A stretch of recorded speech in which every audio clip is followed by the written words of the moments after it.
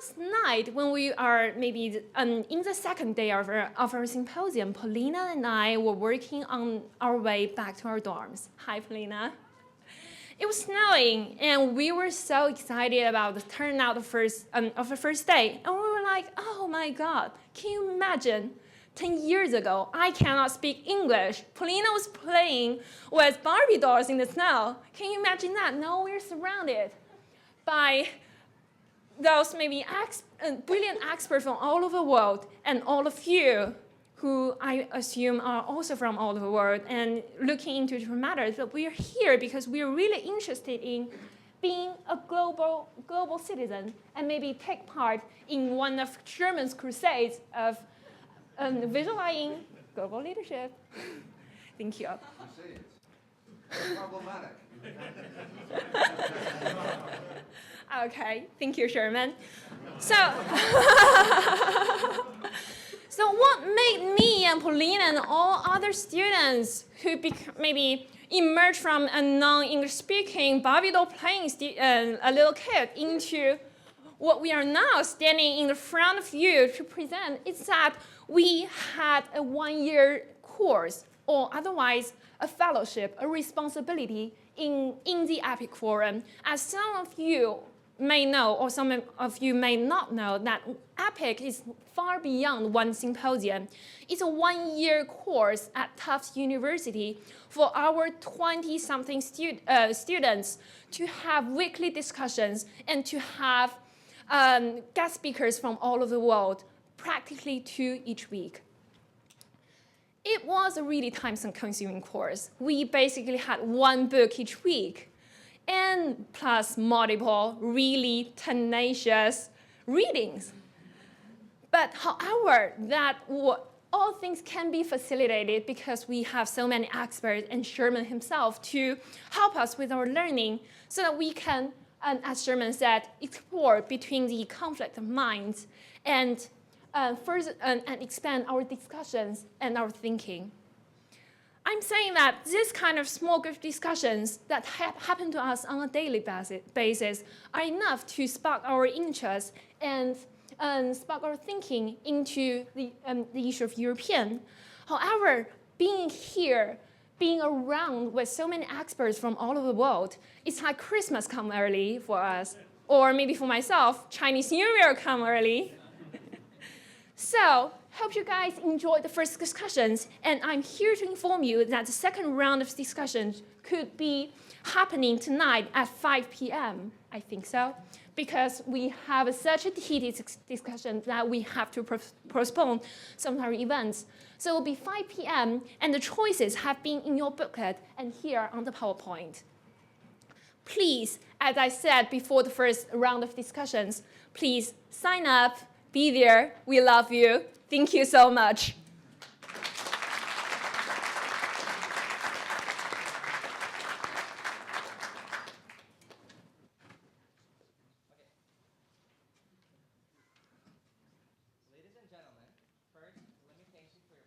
Ladies and gentlemen, first, let me thank you for your presence at another of the series of panels that my classmates and I have designed for this year's symposium. I'm Krstev, and I come from Macedonia. Currently, I'm a freshman here at Tufts and a member of this year's EPIIC Mic's Symposium. not on, sure. I don't think the mic is on. Try going closer. No, I don't think it's... Oh? Is it okay? Now it's okay. Start again, Mila. Okay, so ladies and gentlemen, first let me thank you for your presence at another of the series of panels that my classmates and I have designed for this year's symposium. I am Krstev, and I come from Macedonia. Currently, I'm a freshman here at Tufts and a member of this year's EPIIC Colloquium. I feel honored to be moderating this panel on a topic that I'm very passionate about.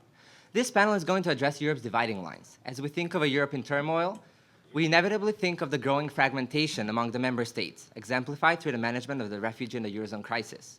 We will focus on the tension between division and unity that characterizes Europe nowadays.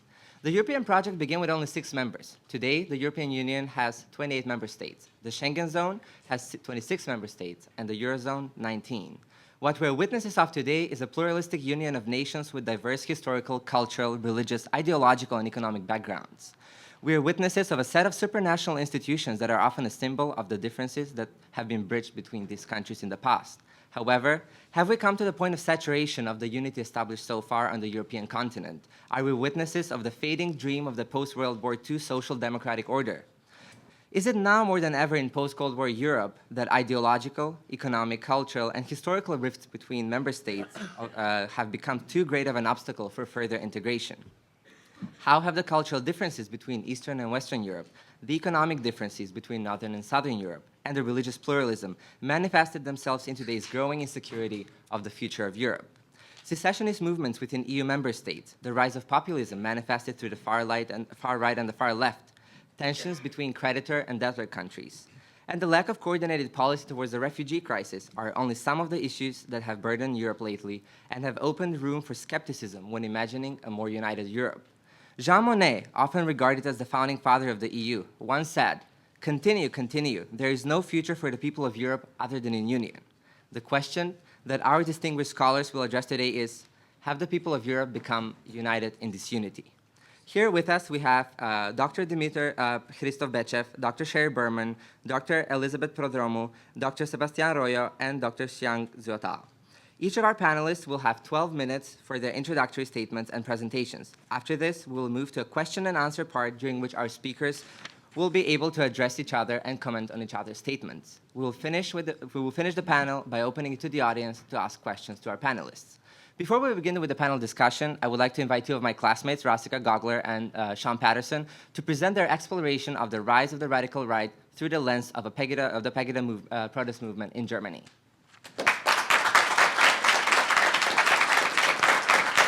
Thank you.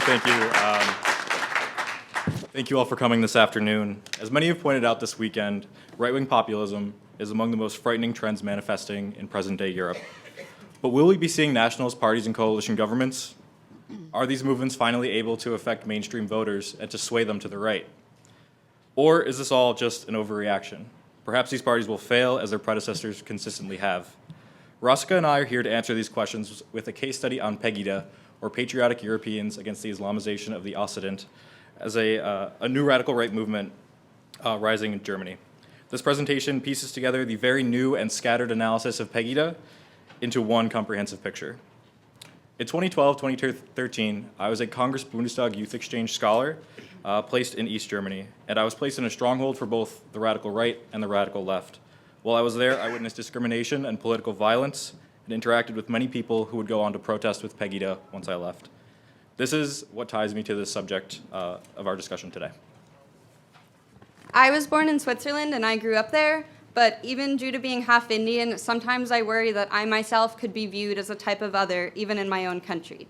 I'm therefore also concerned about the gains that far-right parties, not only in Switzerland, but also other European countries have been making recently, especially since their platform often revolves around migrant policies. Right-wing groups and parties have been able to harness more support recently, in no small part due to the refugee crisis. And so we felt it was important to try and look at the nature of these groups more closely and try to gauge not only what impacts they could potentially have, but also the impacts they already have had. So I'll start off with a quick, short timeline of Pegida's existence. That is, Pegida began in October 2014 in the city of Dresden as a walk of solidarity for Germans in the war against radical Islam. Specifically, they were referring to Germany as becoming a battleground for fighting Muslim sects. The number of protesters steadily rose, but made a dramatic increase when Pegida hosted a rally in solidarity with Charlie Hebdo during January 2015 with 25,000 protesters in the city of Dresden. That was Pegida's peak participation before scandal rocked the party. A photo was released of Lutz Bachmann, the party leader, posing as Hitler with his hair and mustache styled as such. This prompted more moderate members of the Pegida Leadership Council to resign, fragmenting the party. Although Bachmann's picture was later revealed as photoshopped, the damage was done, and Pegida faced a period of inactivity and uncertainty about whether the movement would persist. But the migration crisis brought new energy to the movement, and Tatjana Festerling overperformed as a mayoral candidate in Dresden, winning 9.6% of the vote.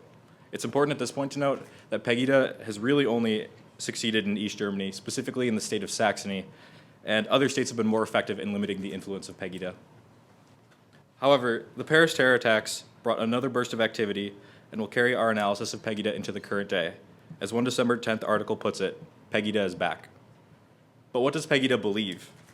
Pegida's political platform confirms that it is indeed a radical right party. This means that Pegida preaches the idea of ethno-pluralism. Think Huntington's Clash of Civilizations. The party's platform is built upon the premise that different ethnic groups and belief systems are simply irreconcilable and should not coexist or interact. This is referring mostly to Turkish and Arab Muslim communities in Germany, but can be applied to other groups as well, such as Jews in Germany. One common Pegida slogan repeats, "Islam is cancer."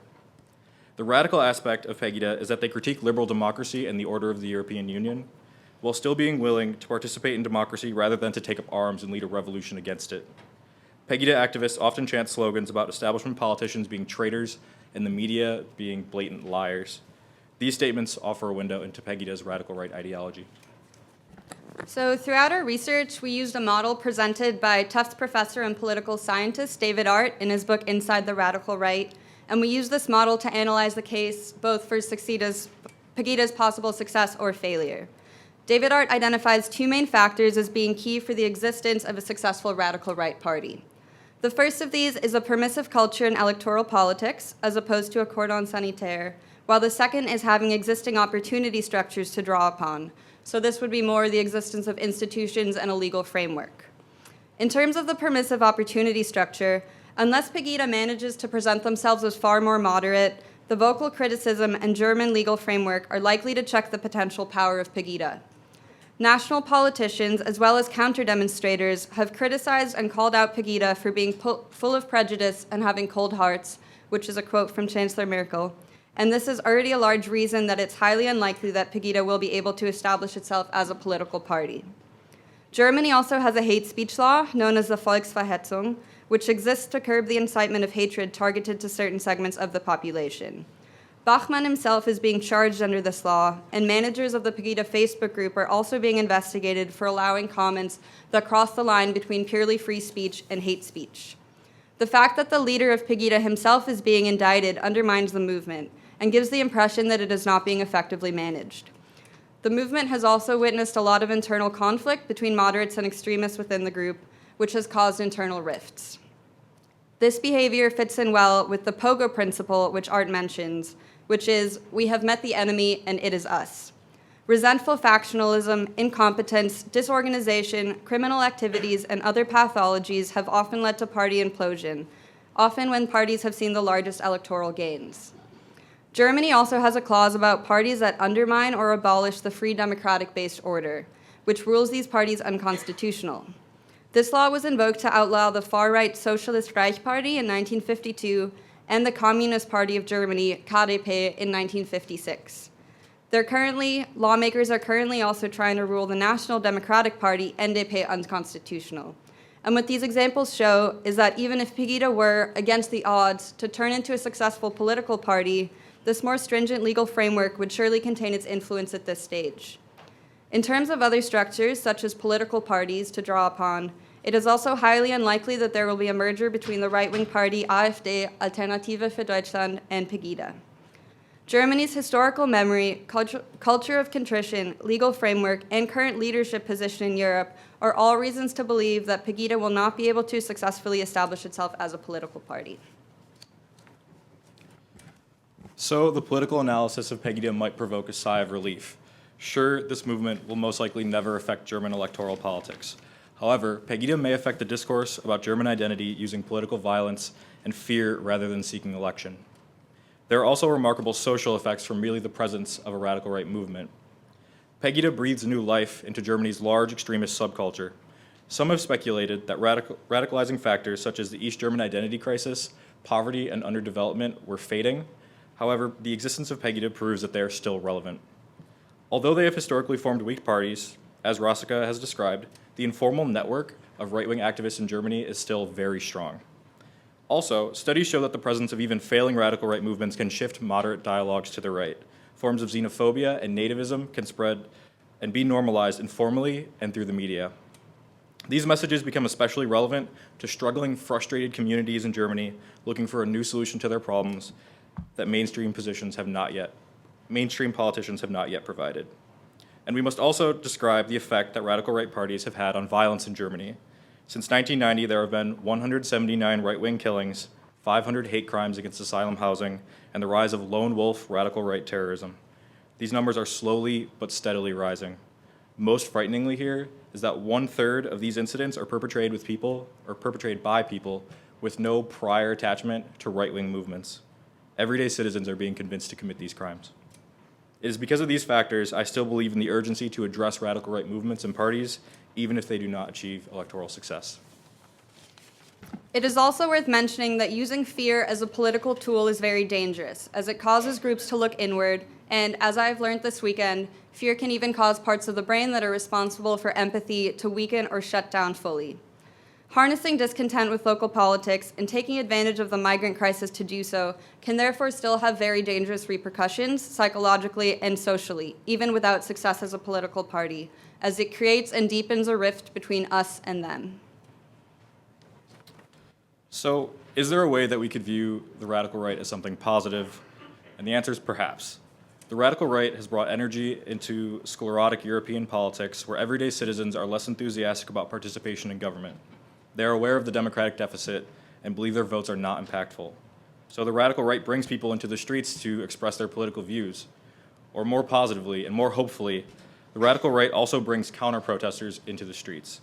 Many Pegida demonstrations in West Germany are about a dozen Pegida activists and a couple thousand of Germans who are enthusiastic about allowing refugees and creating a multicultural society in Germany. Another question is, do radical right movements threaten the European Union? And the answer is probably not, at least not at this point. Do radical right movements stimulate the European Union? There is a potential that the European Union can find purpose for political unity in defeating the rising tide of right-wing parties and come out of crisis stronger, as it has so many times. To conclude, we believe that a storm is building, although some may consider this an overreaction.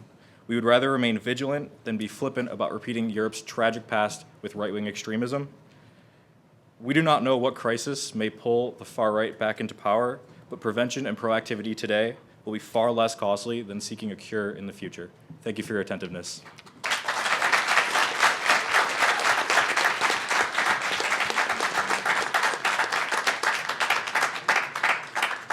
Thank you very much, Rasika and Sean. So now we'll begin with the statements, beginning statements of our panelists. So when the green light is on, that means that you still have time. When it turns yellow, that means that you have 2 minutes remaining, and once it's red, that means your 12 minutes have elapsed. I will not cut you off right away, but we should really try to stick to the time, considering that we have other panels after this. So our first speaker today will be Dr. Sheri Berman, Professor of Political Science at Barnard College and Chair of the Council on European Studies. She is the author of The Primacy of Politics, Social Democracy and the Making of Europe's 20th Century, as well as of The Social Democratic Movement, Ideas and Politics in the Making of Interwar Europe. She is currently working on a project entitled Democracy and Dictatorship in Europe that investigates the development of different types of political regimes in Europe, from the ancient regime to the collapse of communism. Please, Dr. Berman, the podium is yours. Oh, okay. Thank you very much. And thank you for the previous presentation of your work. That was a very helpful lead-in.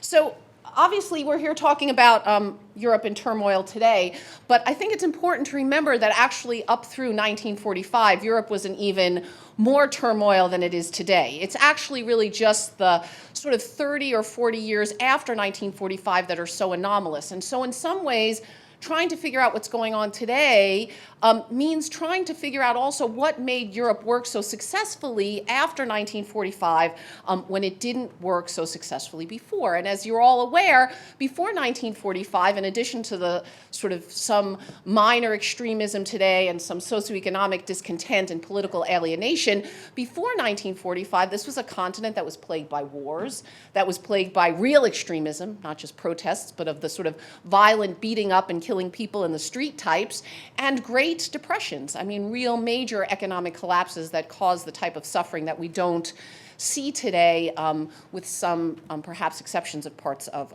Southern Europe. So the question we have to ask then is, what is it that changed after 1945 to create this stability?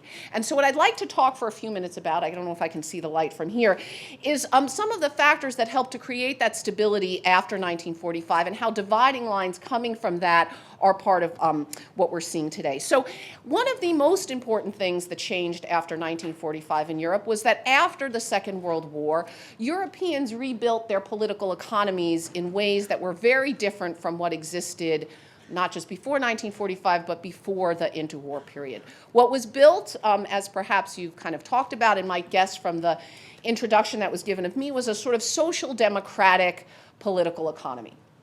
That is to say, a political economy where you change the relationships between states, markets, and societies. After 1945, after the collapse of democracy in the interwar period, after the world wars, after the Great Depression, everybody across the political spectrum in Europe, not just left, but up through the center-right, understood that governments after 1945 were going to have to change the way they treated markets and society, that markets had to be tempered, that societies needed to be protected from the most disruptive effects of markets, and that new policies needed to be put in place to ensure that the kind of socioeconomic stability that had scuttled democracy through the interwar period did not recur in Europe. So what you got after 1945 was an entirely rebuilt type of political economy. The aspects of this that probably we're all most familiar with are Keynesian-type policies and vastly expanded welfare states. Now, what's important to recognize about both of these things, right, is that they really did change the relationship again between states, markets, and societies. Keynesianism said, look, sometimes states really intervene to protect societies from markets. Sometimes markets don't work perfectly, and states have to jump in to fix these kinds of things, to make sure that societies don't suffer when markets don't work well or optimally. And welfare states were put in place to protect people from markets, right? To protect individuals from economic downturns, from economic dislocations, and to show them that their governments could respond to their needs, that they could protect them when they felt insecure or threatened. And this post-war order played a huge part in consolidating democracy after 1945. After 1945, extremism of both the left and right disappeared until relatively recently because there was very little way to critique the system in a fundamental way. Workers and businessmen felt that the system worked for them. They both had to give something up, but they both got incredible growth in return. The 30 years after 1945 were the period of the best economic growth rates Europe had ever achieved. So there was a feeling that this could work for everyone. It was an expanding pie. And it legitimized democracy. Democracy was seen as being able to deliver the goods, not just economic growth, but again, a new sort of social contract where the government promised to protect citizens while also ensuring that markets and capitalism flourished. The problem was, of course, that by the end of the 1970s, this was already beginning to unravel.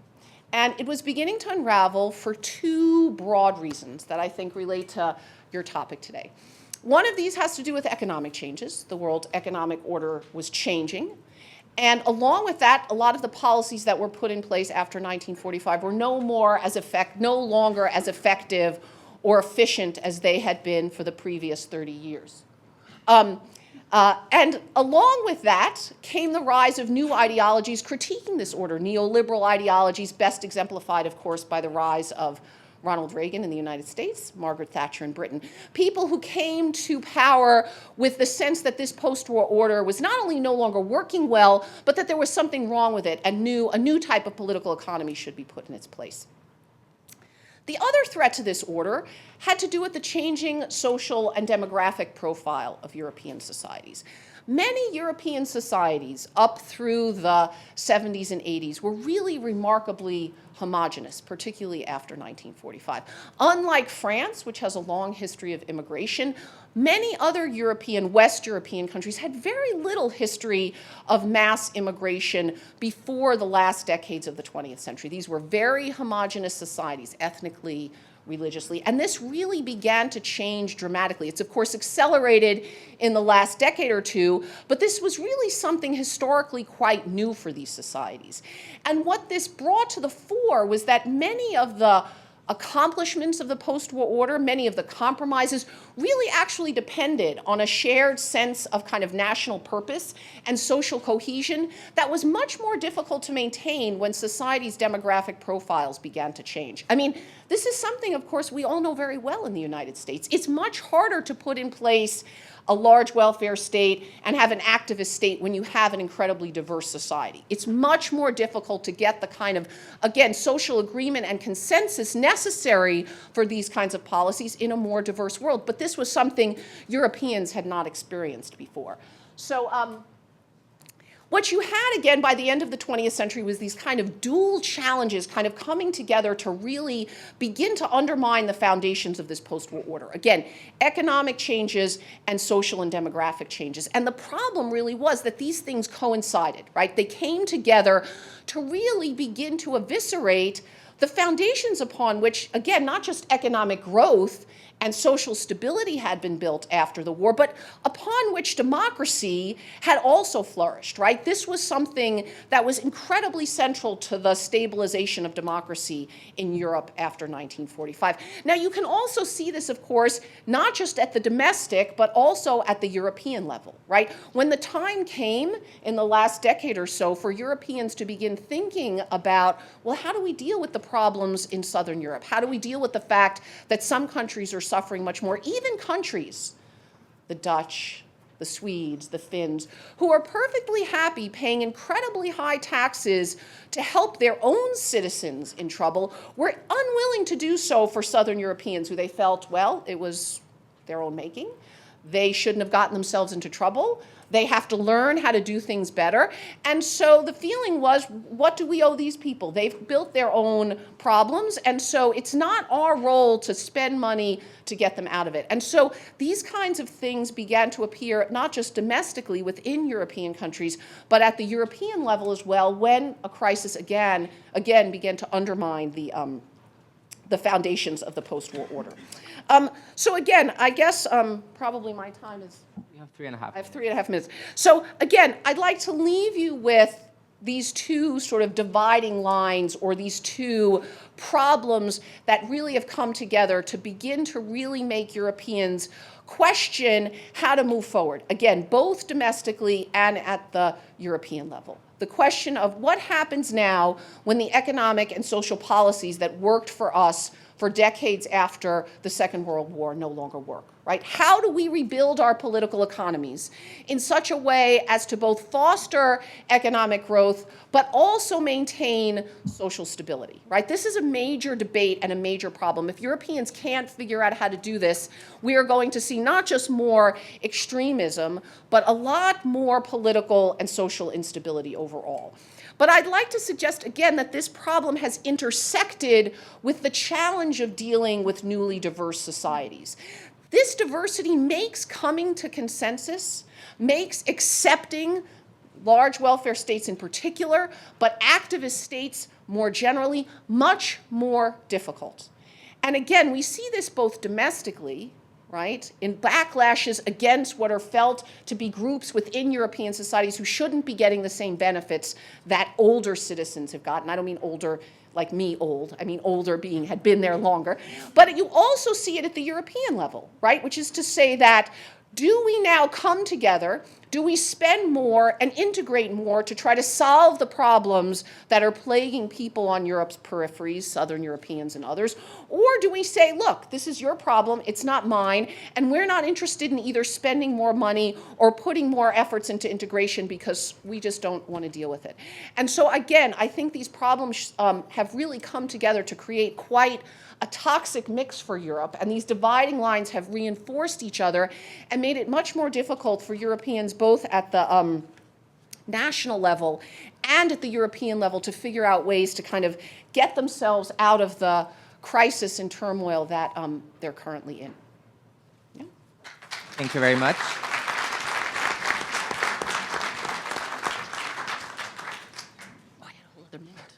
Thank you.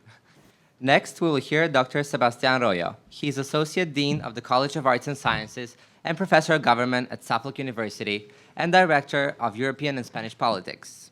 And Director of the Suffolk University Madrid campus. He has done extensive research on European and Spanish politics, comparative political economy, and international relations. He is an affiliate at the Center for European Studies at Harvard, where he co-chairs the study group on a Center Periphery Europe, Perspectives from Southern Europe, and also co-chairs the Iberian Study Group. Please. Thank you very much. Thank you, everyone, for being here this afternoon. And I want to start by thanking Sherman. I've been involved in the EPIIC colloquium all year, and it's been a truly remarkable experience. And I would really want to congratulate the students. I mean, it's been amazing to see the work that they've been doing since last September when I first met them, and just to see how much you've made over the last few months and how far ahead you are compared to where you were just a few months ago. So congratulations for the extraordinary job that you've done with the colloquium and with this conference. So I want to focus on a much narrower topic. I'm originally from Spain, as you can tell from my accent. I've been living in Boston for almost 25 years, but as you can tell, my accent doesn't go away. I always joke that it has to do with the Boston weather. There is something that every morning when I get up in January and it's 50, 60 degrees in Madrid, and it's about 10 degrees here, something in my brain asks myself, what the hell are you doing here? But I haven't quite been able to answer that question. But I'm interested in this dynamic. I've done a lot of work on the economic crisis. I published a book a couple of years ago about the economic crisis in Spain. I also done some work on Portugal and Spain. And one of the aspects of the crisis that I have been concerned about is this growing divide between the countries in the core, the Central and Northern European countries, and the countries in the periphery. So what I want to do now is just focus briefly on why I think that divide has been growing since the crisis started. And I want to focus, there are many reasons, but I want to focus particularly on two reasons that I think are very important. The first one has to do with the narrative about the crisis. And as I will explain in a couple of minutes, there has been significant differences in how this crisis has been presented, the causes of the crisis, the responsibility of the crisis in countries in the periphery versus countries in the core. And the second major reason for this growing divergence has to do with the misdiagnosis of the crisis, what were really the causes of the crisis, and then subsequently, given those causes, what were the appropriate responses to those crises. And I will make the case that the response have failed to a significant degree, and that failure has led to this growing divide between the countries in the periphery and countries in the core. Ultimately, I've been saying all along, one of the major casualties of the recent crisis in Europe has been the erosion of solidarity. And we see this at all levels in Europe, not only within Europe, between the countries in the core and the countries in the periphery, the north and the south, but also within our own countries. And yesterday, I think Calypso Nicolaides gave a very eloquent speech about the erosion of empathy. And I think this is a central problem that is at the heart of the project of European integration. So it's something that needs to be addressed. And the crisis has made it more difficult. So let me start with the first narrative. And what I put up here on the screen, it's a little bit too much text, but I think it's going to sound very familiar to all of you. This is the narrative that has become dominant, particularly in the core countries, but also in the Anglo-Saxon countries. And when they look at the crisis and what happened in Europe in the years prior to 2007, 2008, what they presented is a situation in which a number of countries in the periphery, they had a long history of being fiscally responsible. They didn't know how to manage their finances. And somehow, for political reasons, they have been allowed to join the Eurozone, the European Monetary Union, and other countries that had a much stronger history of fiscal probity. These countries, rather than doing the reform that they should have implemented, they took advantage of convergence in interest rates, which were at a record low in these countries, and they started borrowing massively. In many of these countries, what happened is that led to a bubble, particularly in Spain or in Ireland in the real estate sector. They failed to do what they needed to do to increase the competitiveness of their economies. The inflation rates were significantly higher overall in this country during this period. And eventually, by not doing what they were supposed to do, the reality of economy caught up with them, and the crisis imploded, and the economies pretty much were very seriously damaged. And what they tried to do is to start asking for more help from the rest of Europe. And they were demanding a fiscal union, and they were demanding more help from Germany and other Central European countries. And they started also blaming the institutional deficiencies of the monetary union, particularly the lack of a fiscal union and a banking union, and Germany for their problems. And they essentially wanted money to compensate them for these fundamental institutional flaws in the European Monetary Union. So this is a narrative, again, that is quite dominant. I think it's something that we've been hearing over the last few years. And this is just a quote that in some way symbolizes this narrative. This comes from Otmar Issink. He was one of the members of the board of the European Central Bank. He has been the chief economist of the European Central Bank. And he essentially comes to say something along those lines, that essentially Spain, okay, it was okay fiscally, but they borrow way too much money. And then the problem is that we have countries in the Eurozone that essentially are violating the rules. And the solution is we just have to punish them so that they learn a lesson and they comply with the rules. So that's one example of this narrative. But there is a second narrative that is significantly different to this one. And it has to do with questions about who set the rules of the Eurozone, who violated the rules first, and where these rules flow to begin with. And what happened here is that these countries, yes, they joined the European Monetary Union, and they probably were not fully ready for it. But there were also significant problems in the way that the monetary union has been originally designed. And not only there were institutional flaws, like I mentioned before, that many people had articulated in the years leading to the launching of the euro, but also the institutional framework was such that it was dominated by the countries in the core. They designed fiscal rules that they thought that they were important without much consideration of what they represented for others.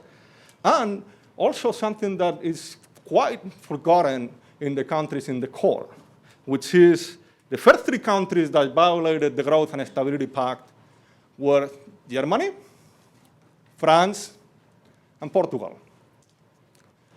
And when this happens and those countries were put on alert that they could face sanctions if they don't abide by the rules, what happened? Portugal was almost sanctioned, and they opened a process against them and eventually forced them to take drastic actions.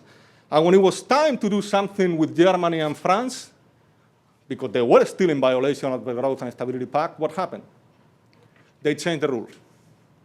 So what they did is that they loosened up the terms of the Growth and Stability Pact to make sure that they wouldn't be sanctioned. So I mentioned this, and this is a fact, by the way, no exaggeration at all. You can see it anywhere. And what happened is that suddenly the countries in the periphery are the ones that break the rules. The countries in the periphery are the ones that don't know how to comply with rules. And when we look at the history of EMU, we see that it's a little bit more complex than that, that the first that violated the rules are the ones that present themselves as the pristine ones and the ones that never do anything wrong. Two, these countries also, because in the case of Germany in particular, they were not doing so well in the years prior to the crisis, and it was not very realistic for the banks to make a lot of money. What did they do? They started lending money massively to countries in the periphery. So it was also a sense of irresponsibility in how these countries lend, knowing that maybe there was a possibility that they would not get that money back. When eventually that happened and the economies of these countries imploded, what happened? Then they eventually came to the rescue with conditions that were absolutely draconian with this austerity program. But then the question was, who is benefiting from those bailouts? Are it the people of the countries in the periphery? Or are the German and Northern European and French bankers who have lent recently to this country, and actually the money was flowing back directly to them? So there is another story here that hasn't been quite sufficiently emphasized. And in return for those bailouts, those conditions, what did they do? They imposed these draconian conditions on the debtor countries to make sure that they really learn a lesson. In many cases, they were perceived as punitive and as a punishment for how irresponsible they had been. And Germany, of course, was leading the charge and making the case that they had made the reforms, particularly with the Agenda 2010, when Chancellor Schröder, to prepare the country for membership in the European Monetary Union, and that countries in the periphery should have done something similar. And because they didn't, and we didn't, then that's what they found themselves in this predicament. Now, what I always tell my German friends when they make this case is that they want the rest of the countries in Europe to become like Germany. Now, there's a problem with that. If we are all Germans, who buy German products? Because what happened here is also that Germany was able to withstand some of the pressures of reunification and the economic difficulty that they experienced at the beginning of the century, partly because they were able to export to the countries in the periphery. And if that had not happened, then Germany would have suffered much dramatic conditions. That was not an option for the countries in the periphery when the crisis started. So those are the two narratives, and as you can tell, they're quite different. And they're quite entrenched. The people in the core and the center of Europe, they really believe narrative number one. The people in the periphery really believe number two. What I have here is a quote from the economist Paul Legros. He's kind of like making the case that essentially the responsibility is to be shared, that for every reckless debtor, there has to be a reckless creditor. Now, this is not a trivial issue. It's not a matter only of discussing narratives of who is responsible or not responsible. Because if you agree with narrative number one, then the policies of austerity make sense. But if you agree with narrative number two, the policies of austerity makes no sense whatsoever. So there are strong consequences from which of these two narratives you support. And eventually, because they are so divergent, it has been one of the major reasons why there has been this growing divide and this growing tension between the countries in the core and the countries in the periphery. Now, the second explanation for this growing division between the core and the periphery has to do with the response to the crisis. And here I want to emphasize that when we look at the crisis, the focus has been largely on the fiscal crisis. And a lot of that had to do with the fact that the first country that came into crisis was Greece. And Greece did experience a fiscal crisis. But the other countries in the periphery had much more complex situation. And in the case, for example, of Ireland and Spain, they had budget surplus in the 2 years prior to the crisis. So to make the case that they were fiscally responsible, it's at the very least questionable. So when we look at what happened in these countries, we see that there is a combination of crises that came together at the same time. The fiscal one, which in the case of particularly Ireland and Spain, was more a consequence than a cause of the crisis. There was definitely a crisis of competitiveness, because like I said before, inflation has been running higher, wages have been higher than the European core. There was also a financial crisis. There has been too much borrowing. The banks and the financial sectors in these countries were too dependent on the real estate sector, again, particularly in the case of Ireland and Spain. But there was also a political and institutional crisis, which is what I refer in my book as over the years prior to the crisis, there has been a process of institutional degeneration. And then last but not least, there was a European crisis. Like I said before, ultimately there were fundamental flaws in the design of the European Monetary Union that affected these countries. Although in many cases it was treated like a domestic crisis, there was a European dimension to that crisis that was pretty much ignored for quite a while. And what happened? That the whole focus was essentially on number one and number two, fiscal and competitiveness. So the solution was austerity, austerity, and austerity. And by focusing on austerity, we pretty much ignored the two other dimensions, the last two dimensions of the crisis. And I think that the focus on austerity is also a fundamental explanation for this growing divide between the countries in the periphery and the core. Now, what are these consequences of austerity? So on the one hand, from the perspective of the countries in the periphery, the perception has been, regardless of what some politicians say, that austerity has largely failed. Many countries in which if you talk to someone from the conservative government, they will make the case that austerity has been really good for Spain. I always mention three figures. GDP, the debt vis-a-vis GDP is now 100%. In 2006, it was 36%. Unemployment is now 21%. And 54% among young people. Okay? And the deficit, we have been in violation of the Stability and Growth Pact for the last 4 years, including the prediction for this year is that the deficit will be over 4%. So when you look at that data, somebody has to explain to me whether that is a measure of success. I've never seen a definition of success in which 21% of the population are underemployed. So again, that has generated enormous resentment, and that leads to the second major consequence, which is the political impact of the crisis. And what we see here has been an erosion of consensus that has had dramatic consequences for the democracies of these countries. It has very much created a situation in which the traditional political party structures of these countries has been pretty much eviscerated.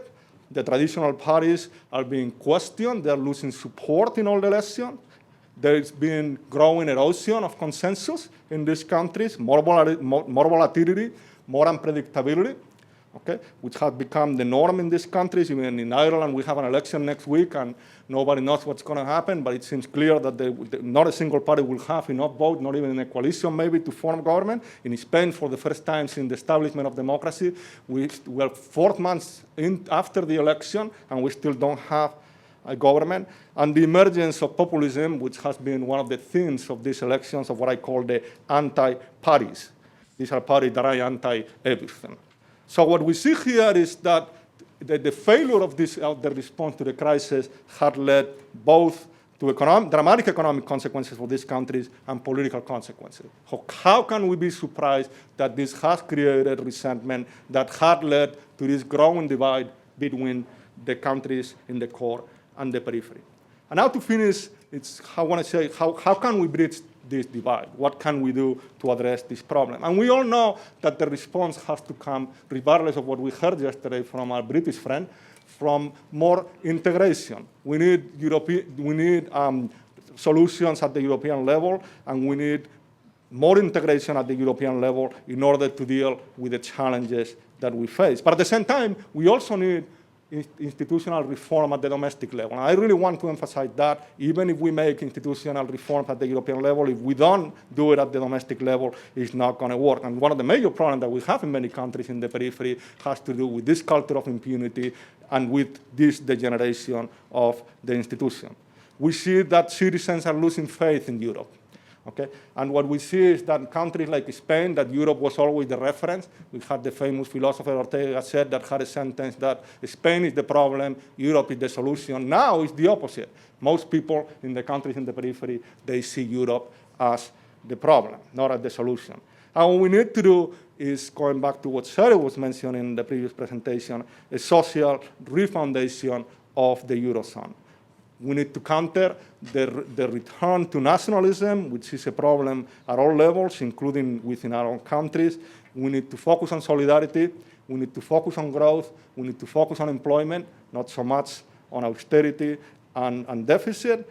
And we need to establish new forms of democratic governance. And that's one example of that we've been talking about. And President Hollande in France presented this proposal a couple of years ago. It's the possibility of a new Eurozone parliament with new powers that will have the ability to address the challenges that Europe faces.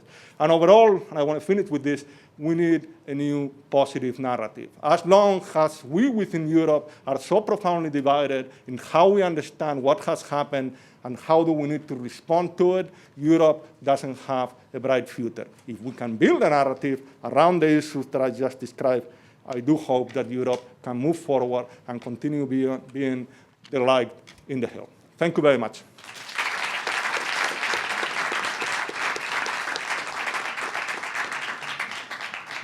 Thank you very much, Professor Royo. Next, our next speaker on this panel is Dr. Dimitar Bechev. He's adjunct professor at the University of Sofia, where he teaches European Studies and International Relations. He is also affiliated with the European Institute at the London School of Economics and Political Science in the United Kingdom. Previously, he headed the Sofia office of the European Council of Foreign Relations, where he had been a senior policy fellow. Please, Dr. Bechev.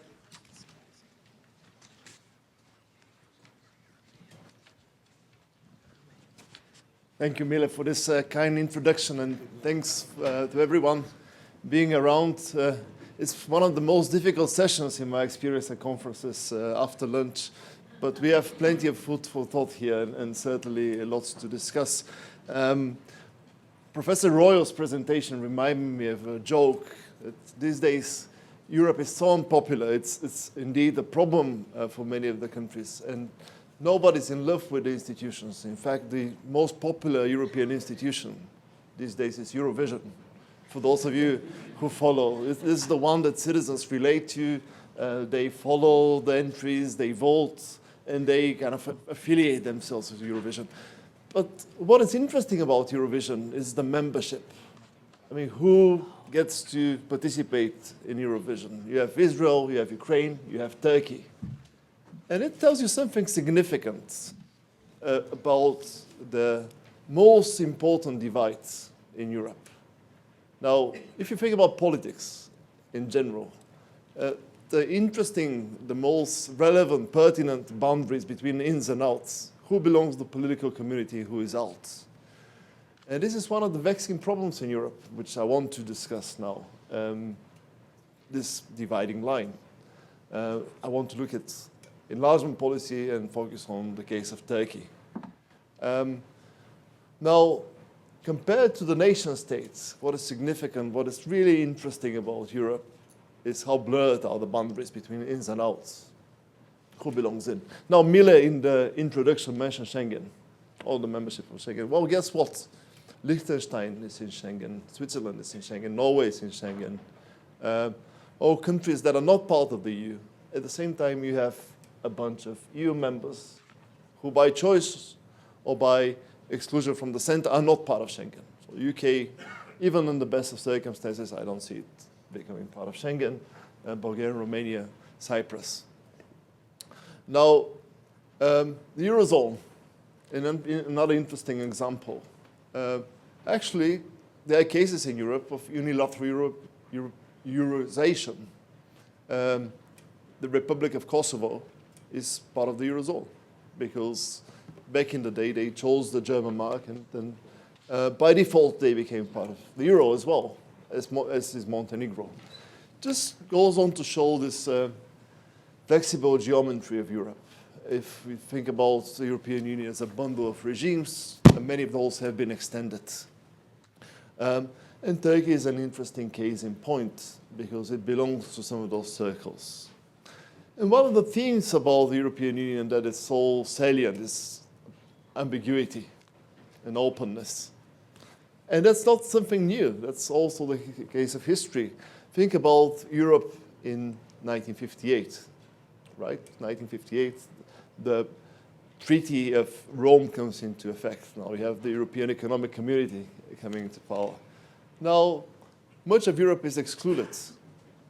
But then again, you have Algeria, which is a French department, and that's part of core Europe. It's until 1962, the Treaty of Evian, this is part of the jurisdiction of the European Economic Community. Even to this very day, speaking of Spain, you have two enclaves in Morocco. You have Ceuta and Melilla, and this is part of what the EU is about. Now, this is just to give you some flavor of this general ambiguity and ask ourselves now that one of the inherent features of integration is the blurring of borders. What happens with internal crisis where actually borders are reappearing internally? How does it affect the external dimension? And I think Turkey is an interesting case in point in many relations. Now, Turkey is a very good example, if we zoom in on this case, about ambiguity. Part of NATO, aspirant member of the EU since the early 1960s, really. But it's a country that has a very particular historical relationship with what can be called Europe. The Republic of Turkey was built in order to reform imperial society, to homogenize it, to modernize it in the image of European civilization or contemporary civilization, as Atatürk said. But there is a twist. It was built that way as a strong state in order to resist European imperialism. France and Britain almost destroyed the state. And this contradiction is inscribed in the political system, in the political culture, in the thinking. So from the very start, you have this ambiguity on both sides. Now, we know the story about the vexing problems and debates in Europe. Does Turkey belong to it? But also you have the same debate on the other side. What's our relationship? Is it good news? Is Europe the solution? Or is it a problem because historically they have militated against our sovereignty? Now, we are in an interesting period because after the golden age of integration of Turkey, which lasted between 1999 when Turkey became candidate country and 2005, when the negotiations started, there was a period of drift. Now, it's not a happy story, really. Turkey started negotiations the same moment when Croatia started. In 2013, Croatia joined. Turkey hasn't gone very far with the negotiations. Because of the Cypriot issue, because of the growing frustrations in Turkey, there is a deadlock. Now, events in Turkey have deepened the gap. If 10 years ago it was the European conservatives arguing against a Muslim majority country joining the EU, now it's most likely the European liberals criticizing Angela Merkel for going to Ankara, talking to Erdogan, trying to have a Faustian pact over migration and accommodating an authoritarian leader. So Turkey's authoritarian drift has complicated matters.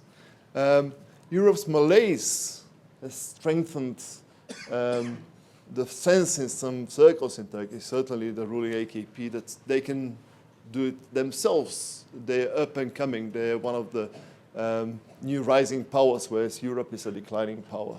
In 2010, 2011, at the depth of the euro crisis, Turkey was scoring almost two-digit growth rates. Of course, it changed afterwards, but there was this sense of confidence.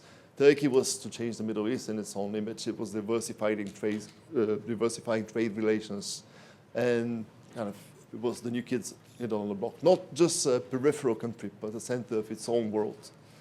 And that's how the drift and the crisis exacerbated the drift, authoritarian, but also more assertive foreign policy. But now we're in a different mode altogether, which again underscores ambiguity. Now, growth rate in Turkey, not very promising, still in under 4% region, which is a problem. But even more fundamentally, instead of changing its own neighborhood, kind of leading Syria in a more democratic direction, piloting the Arab Spring, now Turkey has become one of the collateral damages. Now you surely know what happened in Ankara just a few days ago, and it's the 5th major terrorist attack in the country. So Turkey hasn't changed its neighbors, the neighbors have changed Turkey. Public opinion have drifted in a pro-European direction as well, because Europe is the default option, right?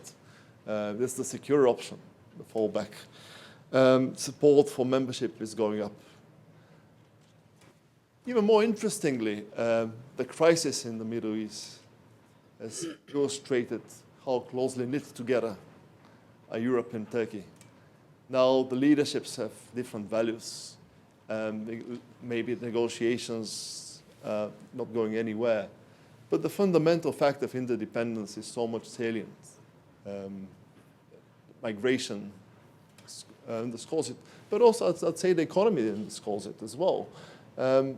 Turkey, just to give you a small fact, is dependent on FDI, and lo and behold, 80% of FDI comes from Europe.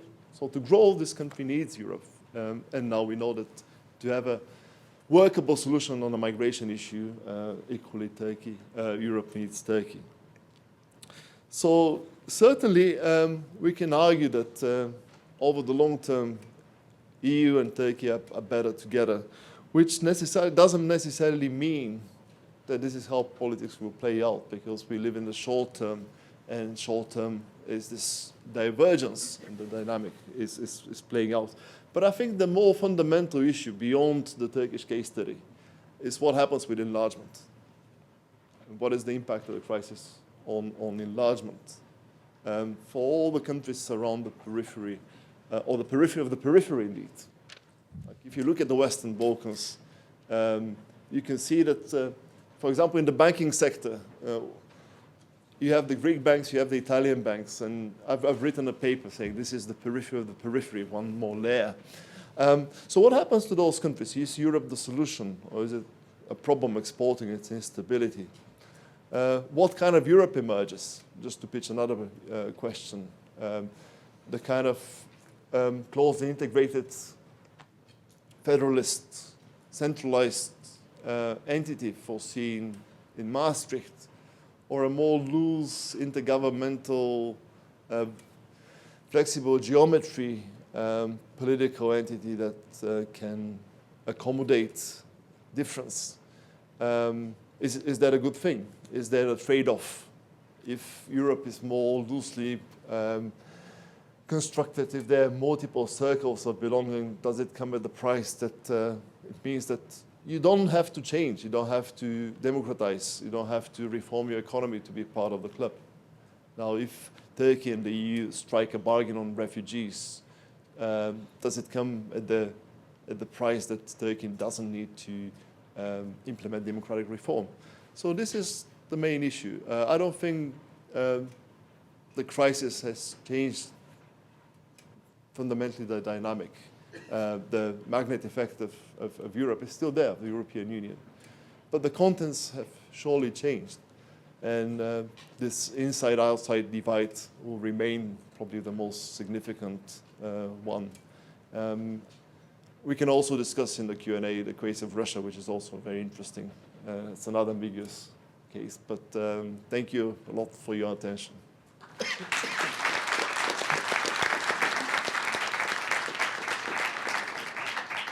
Thank you very much, Dr. Bechev. Next, we have Dr. Xiangzhou Tao, an associate professor in the School of International Studies at Peking University. He has also been a visiting scholar at the Kettering Foundation in the US and at Belgrade University. His research focuses on party politics in Europe, especially in Central and Eastern European countries. His papers include A Countercurrent in the Europeanization, Euroscepticism in Central and Eastern Europe, and Europeanization of Party Politics in Central and Eastern Europe. Please. Thank you very much. Good afternoon, everyone.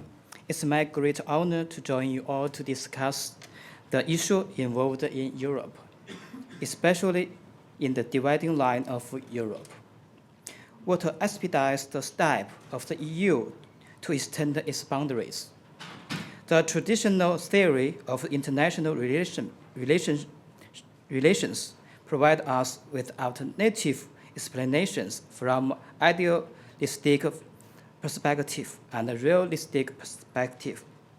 The idealism attributes the enlargement to the so-called great dream of Europeans to build a unified Europe. By contrast, the realism accentuates on the benefits gained in the enlargement by the EU, namely the benefit both in the spirit of cultural value and the increase of economic profit through the extension of capital and the commodity market and the advantage brought by the cheap labor forces in the relatively backward Central and Eastern Europe. Basically, both the idealistic and the realistic factors have taken effect differently in different stages of the EU's enlargement.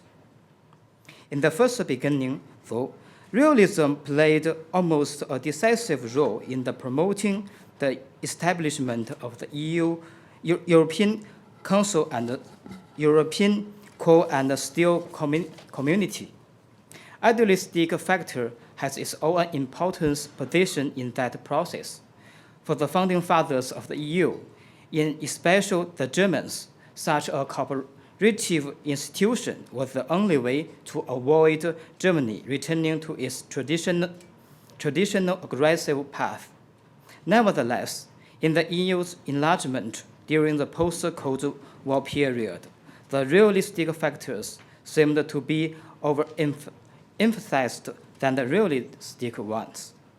People can't stop talking about the benefits to the Central and the Eastern European countries in the enlargement process. But I want to look at those potential profits Western European countries brought by the new labor forces from the Central and the Eastern European countries, and also the newly developed community market. However, on account of the tough economic situation, for example, the labor force of the low quality and the inferior economic base of the candidate countries from Eastern Europe and the Southeastern Europe, the EU's benefit gained from the enlargement is estimated to be on the decrease. Even those recent accepted numbers, such as Bulgaria and Romania, could bring negative effect on the overall interests of the EU. And this might be one of the major factors that reduce the EU's intention to accommodate new members. Technically, the EU holds more or less different position in dealing with the application made by the countries from Western Balkan countries in accordance with their different congenital conditions and resource allocations. As to countries like Ukraine, except Poland, the majority of the EU members show no special interest in pulling Ukraine into the Union, since those Western European countries share not much common historical tradition or religion and culture with the Ukraine. There is no doubt that many countries from Western Balkan have long been expecting to join the EU. The thing is, many of them are not ready to make compromise in the field of their core interests, such as sovereignty and territorial integrity. Poland, Hungary, Slovakia, and the Czech Republic that joined the EU as the first group of candidates are either Catholic countries or Protestant countries. The common religious belief led this country to identify themselves largely with the old members of the EU in many aspects, such as the modes of politics, the path for economic development, and the spirit of cultural value. The second group of the candidate countries that joined the EU, including Bulgaria and Romania, are Orthodox countries, while the third group of countries, as Croatia, slowed down its pace to join the EU due to its warfare and nationalist issue. As to the Western Balkan countries, such as Serbia, however, it differs greatly from the older members of the EU in cultural identity, and it shows even stronger skepticism of the enlargement. The further the EU enlarged its boundaries, the more violent tension will be induced at the local. In the case of Ukraine, isn't the latest civil war the outcome of conflicts between allies who hold pro-Russia and pro-the-West position respectively? In essence, isn't it a fight between different cultures and different identities inside Ukraine? As far as I'm concerned, the identity of the CEE in European, such as Poland, deserves much more attention. The question is whether the government and the common people in those countries have been truly Europeanized. The EU had made great achievements since its enlargement in 2004. However, we should notice that there is still a big gap in economy between the older members and the newcomers. On account of this situation, most of citizens of the CECs will be treated by their hope that joining the European Union would mean the beginning of the prosperity and an end to the crisis. Meanwhile, the CECs, as small and weak countries, when compared with the older members, the CECs suffer from the unique treatment thrust by the Western powers in the history.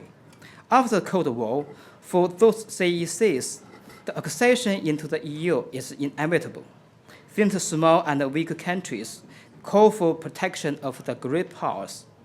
Though the CECs join the EU with good cheer, they are always disturbed by those questions. Will the European Union turn to be another Soviet Union? Will they become victims again at the mercy of greater powers? What's more, the temporary chaotic chaotic situation of the drastic change in the Central and Europe gave rise to the regionalism, nationalism, and the religious extremism that have been long strictly repressed in the socialist period. In general, all the aforementioned factors paved the way for the rise of Eurosceptical forces, with Euroscepticism spreading quickly over the years. More and more citizens of CECs have the courage to speak out their voice against the so-called common benefit of the EU. Under such circumstances, the parties critical of European integration arose and expounded by rest of the citizens' disappointment at the EU. As indicated in the recent elections, the Populist Party played an increasingly important role in the CECs, such as Law and Justice in Poland, Fidesz in Hungary, People's Party in Slovakia, and the Democratic Labour Party in Romania, and the Citizens for European Development in Bulgaria. The phrase Populist Party may not be unpleasant for some people, but this phrase has already been widely used by the scholars in Europe. Where are the Central and Eastern European countries hiding? And where is the enlarged EU hiding? From my point of view, to further enlargement, the EU should in the first place solve its current problems instead of advancing radically. In the end of my speech, I'd like to cite one of diplomatic principles for the new China brought by Mao Zedong: entertain guests after cleaning up the horses. That's all.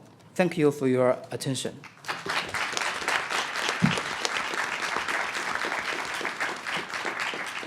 Thank you very much, Professor Zhu Dao. And our last speaker for this panel is Dr. Elizabeth Prodromou, a visiting associate professor of conflict resolution at the Fletcher School of Law and Diplomacy at Tufts University, where she teaches in the program in international negotiation and conflict resolution.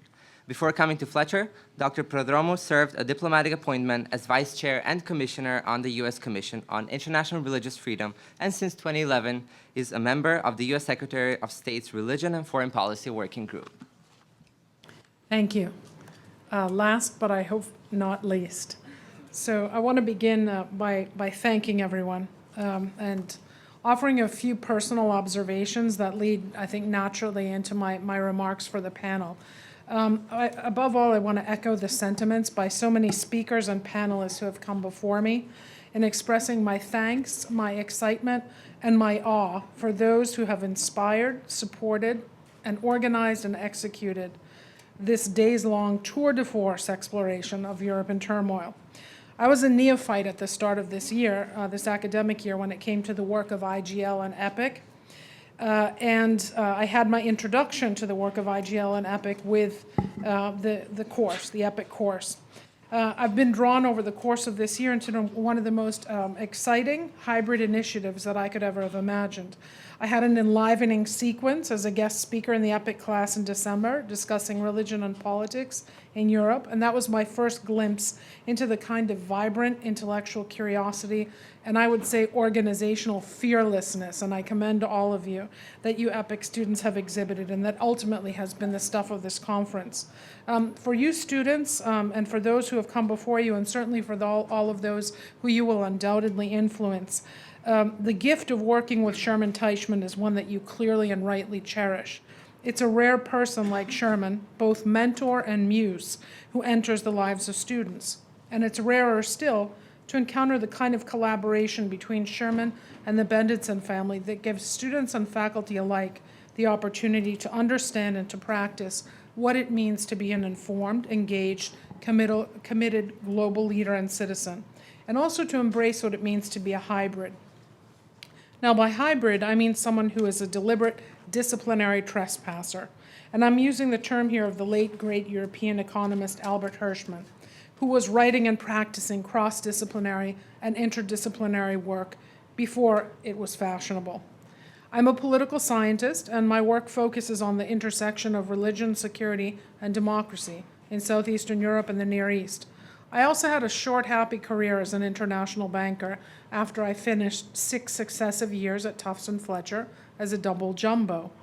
So when I first discovered the economist Hirschman, when I entered MIT to begin my doctoral work, I was fascinated by an economist who was born in Berlin in the tumult of World War I, educated at the Sorbonne, the London School of Economics, and the University of Trieste. He also fought on behalf of the Spanish Republic in the Spanish Civil War. He helped many of Europe's leading intellectuals and artists to escape Nazi-occupied France. For a time, he served in the Office of Strategic Services, the OSS, which was the precursor to the CIA. He became a leading national financial policymaker in Colombia, that is the country. And then he spent the latter half-century of his life teaching in esteemed American universities, Columbia, that is the university, Harvard, and then ending up in the rarefied air of the Institute for Advanced Studies at Princeton. Now you might be asking now, especially at this time of the afternoon, what in tarnation do Albert Hirschman, Stanley Hoffman, Sherman Teichmann, and the Benditson family have to do with EPIIC, our conference theme of Europe in turmoil, and your pathway from Tufts into the world as global citizen leaders? And how do I get from here to what I want to say about Europe's dividing lines? Well, the simple, important answer is that it's all about the interstitial connections. It's all about taking a step back from the canvas to see where their connections are made that help us to understand the big picture. And that's what Sherman and the Benditson Conference is all about. We've been moving seamlessly from 10,000 feet down into the weeds. We've been committed to happily doing disciplinary trespassing in order to understand what questions we need to ask before we even begin to think about trying to figure out answers to the problems. We've also been building an integrated, hybridized conversation that involves scholars, policymakers, and practitioners. And finally, and above all, we are here recognizing and never underestimating the power of ideas to shape historical change. Now, in my last 2 years when I was writing my dissertation on religion and democratization in contemporary Greece, although I was an MIT student, I had been accepted as a doctoral student in residence at the Center for European Studies, the CES at Harvard. That was where I first met Stanley Hoffman, and that's the space more than anywhere else in which Stanley Hoffman imprinted, guided, and inspired students. He supported my request in the early 1990s to do a conference on religion and politics in Europe, understanding full well that despite the hegemony of secularism, both as an intellectual framework and a normative ideology, the importance of religion in Europe's past and in its future could not be discounted, either by serious scholars or by open-minded policymakers. Stanley Hoffman recognized that the dominant narratives about religion in Europe's long array of history needed rethinking. He also knew full well that the peace and prosperity vision of many of the European Union's founding fathers was informed by their own religious beliefs. For example, Robert Schuman, Konrad Adenauer, and Alcide de Gasperi were professed believing Roman Catholics, and their ideas about justice, peace, and individual rights and rule of law drew from, rather than rejected, religious sensibilities and convictions. Stanley Hoffman also understood full well that the widening European Union meant thinking very carefully about the ever greater degrees of religious pluralism that would come to comprise the enlarged entity that we now call Europe of the 28, and that coming to terms with religious pluralism and heterogeneity would be critical for the success of the unity in diversity of an integrated, robust, peaceful European Union. And incidentally, the moniker of unity and diversity was first adopted in May 2000 through a non-official process. It was a contest indeed involving 80,000 students from the then 15 countries of the European Union. And I've always been intrigued by the fact that this formulation of unity and diversity is, interestingly enough, one that's used in Eastern Christianity to explain, of all things, the Holy Trinity. 3 persons, each unique and dynamic, whose fullness can only be expressed relationally through free union. So I've always found that intriguing. Now, it was Stanley's wisdom to recognize that Europe's sustained unity and diversity, and alternatively, what we're here talking about, the possibility of Europe's renewed descent into conflict and divisions because of difference, required analysis of the salience of religion. Stanley Hoffman and Albert Hirschman, like Sherman and the Benditsons, also encouraged me to be sure that this CES conference on religion and politics focused on asking the right questions. So in my remaining time, I'd like to pose 3 questions with some suggestive answers and comments for your consideration regarding how we understand the role of religion today in Europe and how we understand religion as either an active or a latent variable in the myriad dividing lines and fractures in today's Europe. I begin with a basic assertion, namely that Europeans today, and most especially European political, intellectual, and economic elites and decision makers, in other words, the lumpen category of leaders, if you will, need to accept their responsibility for the fragmentation, cleavages, and divisiveness in Europe that have been thrown into the sharpest of relief by the simultaneity of 2 kinds of shocks: the economic downturn and sluggishness in Europe on the one hand, and the massive migratory flows into Europe on the other hand. And it's the intersection of these 2 kinds of shocks that has called into question what historians like Anthony Pagden and J.G.A. Pocock would call the collective idea of Europe. Furthermore, these interactive dynamics of the 2 kinds of shocks, interestingly enough, neither of which is easily characterized as simply exogenous or simply endogenous, has laid bare the kind of simplistic narrative about the meaning of Europe that explains many of the current fault lines, and some of our speakers have touched on these, in fact. That familiar narrative goes as follows.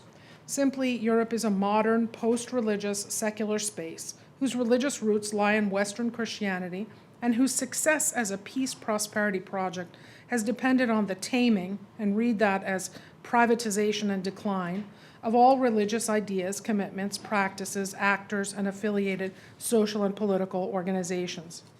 I would submit to you that it's this simplistic narrative of the collective idea of Europe that facilitated anti-Semitic tropes that cast Jews as essentialized believing others, that today supports arguments about Muslims as permanent aliens and single-minded jihadi threats, and that in the 1990s and again today feeds into views about Eastern Christians as violent bloodletters driven by ancient hatreds. In a word, from my perspective, it's easy to see how this narrative, which incorporates and relies on religion, and which has been internalized and carefully transmitted in epistemic frameworks of scholarship on Europe and policy debates about the EU, runs against the notion of unity in diversity.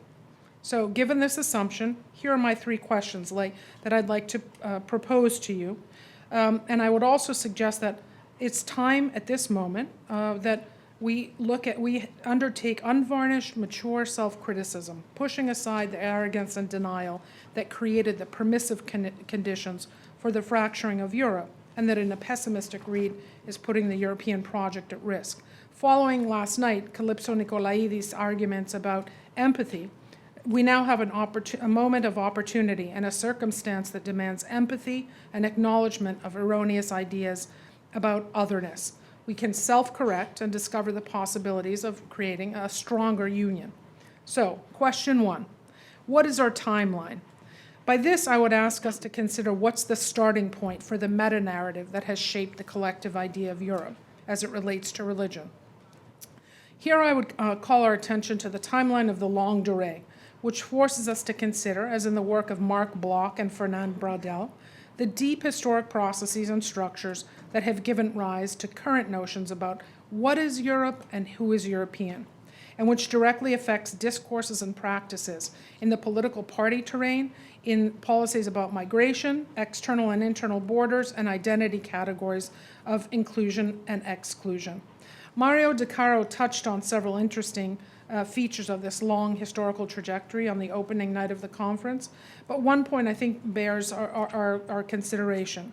There are linkages between a long historical experience of Europe conceived as Christendom with relative religious homogeneity and cohesion, and the contemporary reality of a Europe that is undeniably heterogeneous and multi-religious in confessional, sectarian, and belief and unbelief terms.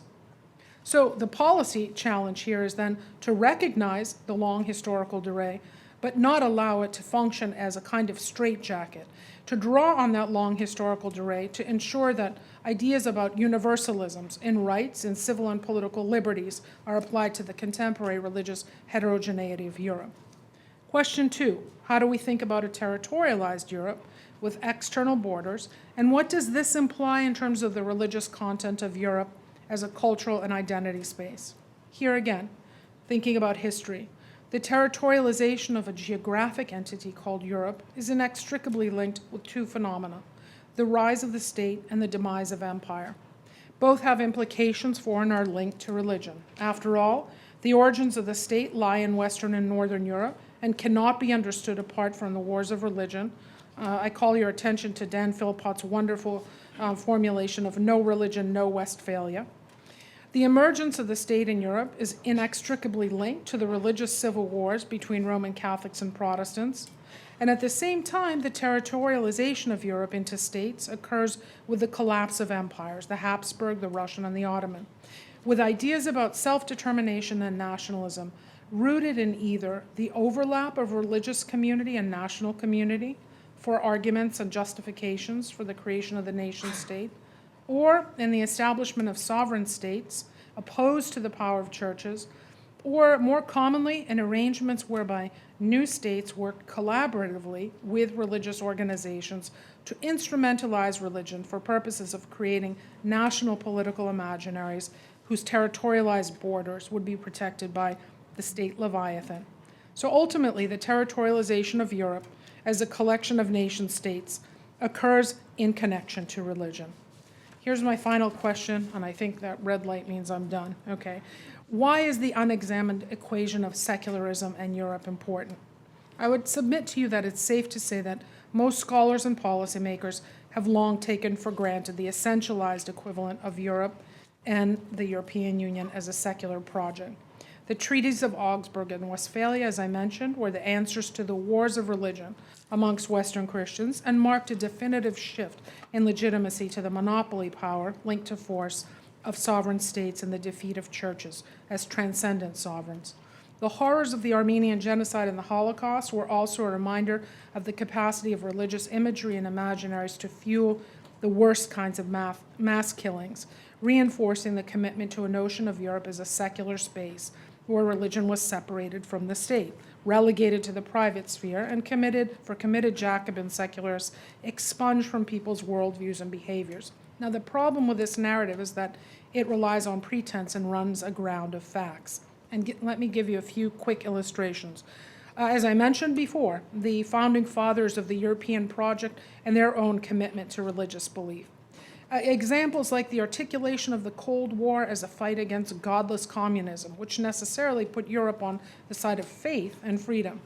And with the end of the Cold War, an enlargement project in which pressures for fast-tracking East Central European countries were frequently articulated by differentiating them from non-organic East Christian and Islamic Southeastern European countries. The pretense of Europe as a secular space also runs aground in the face of empirical contradictions like prevailing and established religion formulas for organizing religion-state relations in cases like Spain and England, in state-funded religious education in cases like Germany and Greece, in the emergence of effective no-go zones organized by demagogues like Anjem Choudhury in London, and in the ugly political language of politicians such as Hungary's Prime Minister Viktor Orban. In other words, the secularism narrative can be used for good or for bad, for division or for unity. My time has run out. I conclude here with a statement for your consideration. Religion matters in our ruminations on the future of Europe and on the causes of Europe in tumult, and certainly in any feasible solutions and idealistic hopes for the durability of a Europe in which diversity is a source of unity and strength and empathy, rather than division and violence and hatred. But any possibility of success depends on asking the correct questions. And for that, we need to push back against dominant, ideologically laden narratives that rely on what I've called in other scholarship the comfortable conceits of otherness. Thank you for your attention.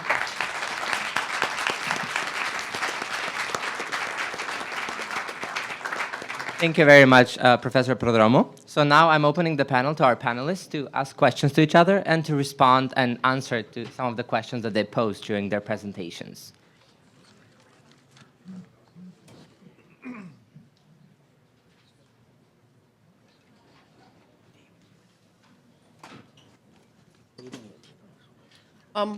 Okay, so maybe I'll start.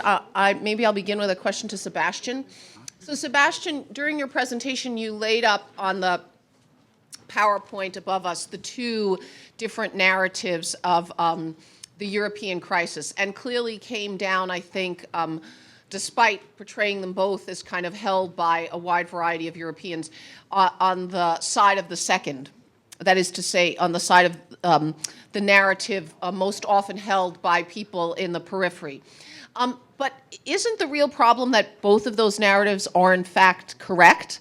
And that if it was just the fact that one of those was right and the other one was misguided, it would actually be much easier to solve this crisis because facts would build up and convincing arguments would be made.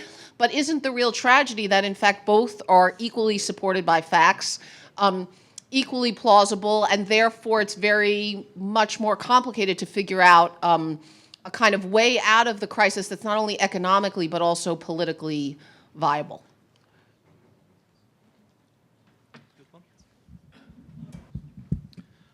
Thank you very much, Sheri. I think that that's a very important question, and it's at the heart of, I think, one of the biggest problems that we've had in response to the crisis, because by simplifying the answer to that question, we have come up with one solution that didn't address the complexity of the issues that were involved in the crisis. So I think that that's a fundamental reason why we are where we are right now, that going back to what Calypso was talking about, the lack of empathy and ability to really understand the other side has made it almost virtually impossible to build bridges that will allow us to address all the different issues that brought us to the situation where we are now. It's unfortunately late. The damage to a very significant degree is done, both from an economic standpoint because of the social and economic despair that austerity has brought to many of these countries, but also, even more important, from a political standpoint because of the instability that it has brought to this country, that is going to make it much harder to move forward, with governments that are more radicalized than before, with coalitions that are unstable, with new parties that don't have a track record. So that makes the situation moving forward even more complicated. But unfortunately, I agree with you that unless we accept the premise that it is a complex set of circumstances that has brought us to this situation, and we accept that there are both sides of the argument are, to a certain degree, correct, we're not going to come up with the right solution. Yeah, sure. Yeah, just to react to your statement, it seems to me that although at the discursive level, I mean, this tension between the two narratives is very much alive and kicking. In terms of policy, in Europe, we've managed to kind of reach some sort of middle ground. Of course, austerity is there, but then you have monetary policy as a substitute of fiscal transfers. And I mean, I'd be interested to see where you stand on this issue. Mario Draghi has stepped in 2012. He said, I'll do everything that is needed. And then 3 years later on, he's actually implementing those policies to cushion the effect of austerity. But is that a sound compromise, or are there trade-offs involved in using monetary policy as this sort of a countervailing measure to alleviate some of the pain in the periphery? And what is the cost of this solution, which is probably piecemeal, but still better than nothing? Thank you again. I think another important question. And I think that there are some facts that we need to accept. And I think that it's still something that is not happening in Europe. There is a degree of debt in many of these countries that there's just no way in the world that they can pay it back. So every time that it's a policy of pretend and extend, what we've been doing in Greece, for example, what we're doing with Portugal, to some degree what is happening in Spain now. So unless we accept the premise that we're living a fiction in which all we're doing is just kicking the ball forward and hoping that it will go away, the problem is not going to disappear because these countries don't face a problem of liquidity. These countries face a problem of solvency. The amount of debt that they have, it's simply unsustainable if they are to grow, because essentially they don't have money to invest in their economy. They don't have money to build a future. So I think that in answer to your question, I think one fundamental issue is how do we change the situation in a way in which that powers that are, they can really accept this premise and accept that ultimately because they are partly to blame for what brought us here in terms of what I put in my presentation, the recklessness of the lenders, that they should assume some of the losses too. And that's a premise that just has not been accepted yet.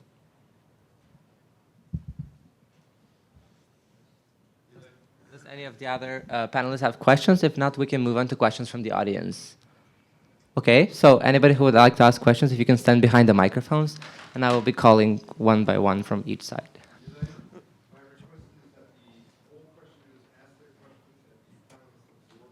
Okay.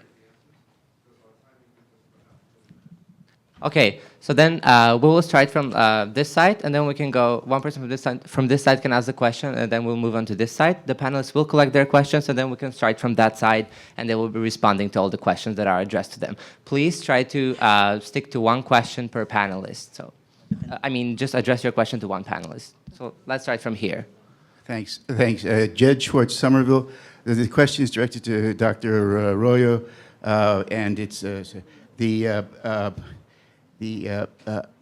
I've been reading in Mark Blythe's book, Austerity, which you're probably familiar with, that the Greeks originally got into trouble because there was one interest rate in the Eurozone, and it was determined by the rates available to Germany, and because that was the case, they were able to borrow enormous amounts of money, which they assumed they would be able to pay back.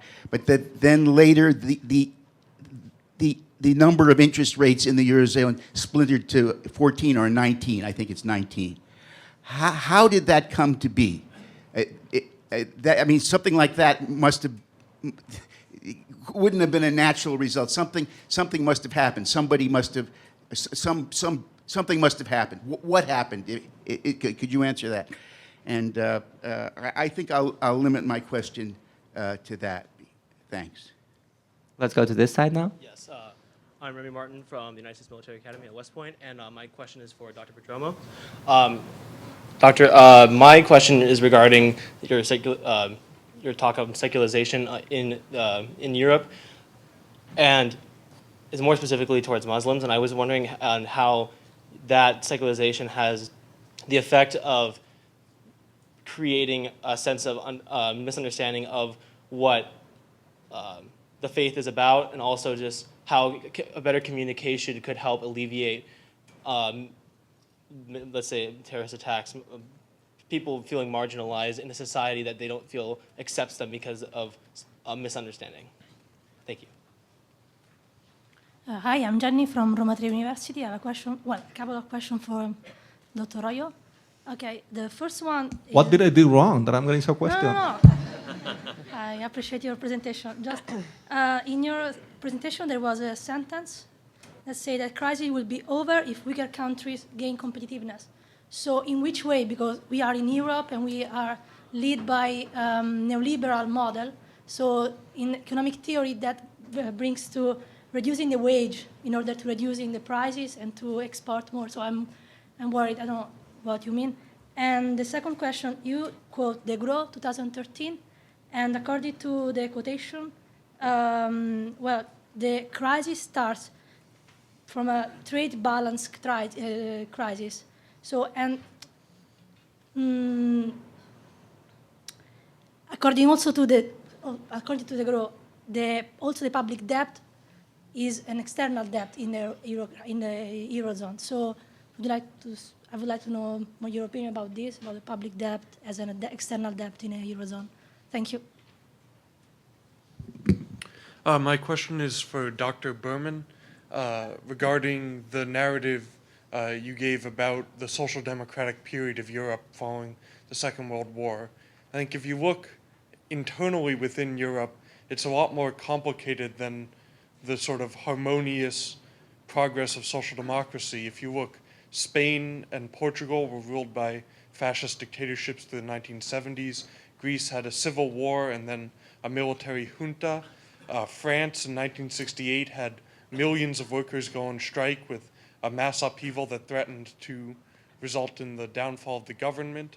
And externally speaking, the European states like France, Britain, Belgium, and Portugal maintained formal and informal colonies abroad that they fought very violent wars to protect and continue exploiting those colonies.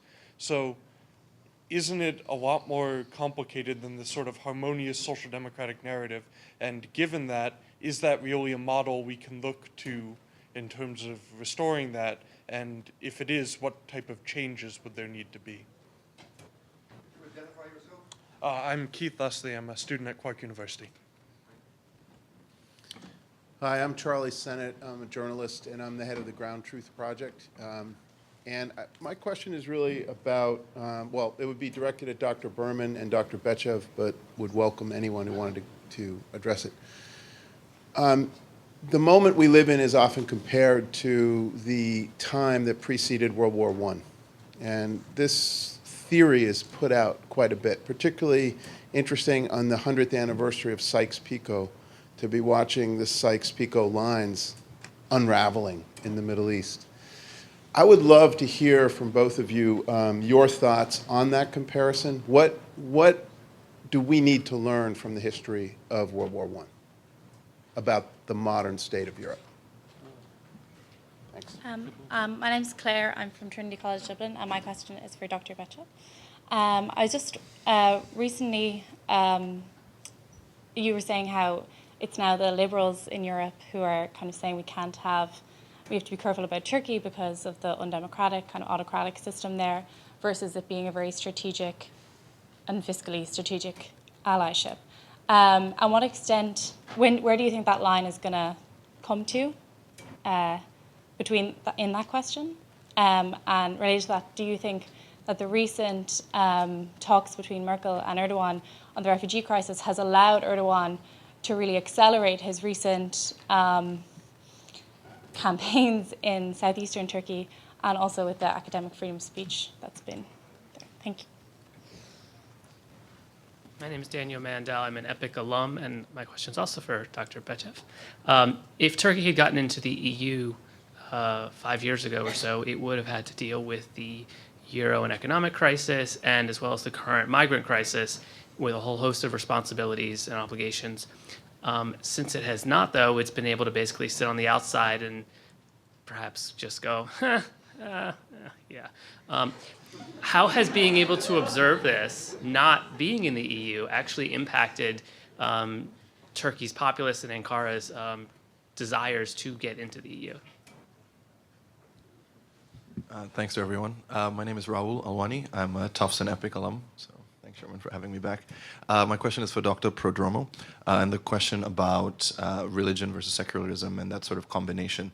Isn't there a fundamental disconnect, perhaps, between the different religions in the way they provide a framework for their followers in terms of living their lives? You know, broadly speaking, generally, Buddhism, Hinduism, it's a philosophy, or it's a philosophical approach to life. Christianity, it's more of a moral framework, whereas for Islam, it is very much a political, civic, and obviously moral framework for their followers, which is why, for example, in relation to Christianity, render unto Caesar was pretty significant, you know, when that came about. So given this sort of fundamental disconnect and the lack of reformation in some religions versus the others, and even with reformation, we still have a lot of that disconnect, what are the potential outcomes? Are we sort of on track to, is the end result, given this discrepancy, to always have a majority religion where the rest are suppressed? Perhaps, you know, the way Europe is looked at as a majority Christian culture, and that will continue? Or is there going to be, you know, because secularism in some ways is also considered being a heretic, right? Because again, if you leave that religion. So given these sort of discrepancies between the religion and the sort of influx and the consistent or the constant change in terms of the makeup and of the demography of Europe, how do you sort of see that evolving and changing? Hello, my name is Cody. I'm with the EPIIC class this year. My question is to Dr. Zhang. I do think that civilizations are a worthwhile unit of analysis. So the question is, how does Chinese civilization's confidence wax and wane in relation to the perceived success of how Europe is doing, specifically at this moment, as a contrary potentially contrary way of life?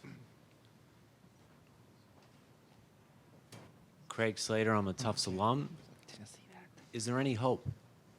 I mean, if I didn't know any better, I would be putting my head down and just having no hope given everything you've shared, and thank you for all your work. But I'm just curious. I'm not sure who to address this to specifically, but I'd love anyone's feedback, and thank you very much. My name is Thor, and I'm with the EPIIC class this year, and my question's for Dr. Berman. There's a lot of talk about a democracy deficit, but after your presentation, I think the more pressing issue is a knowledge deficit. Without, like, we haven't just emerged from a war where it's so clear why all these incentives for integration and empathy should be. Do you agree that there's a knowledge deficit, and what can be done about it? Thank you. Thank you, everybody, for your questions. We have no more than 15 minutes for all our panelists to respond to the questions that were addressed to them, so we can start from Professor Royo. Thank you very much for the question.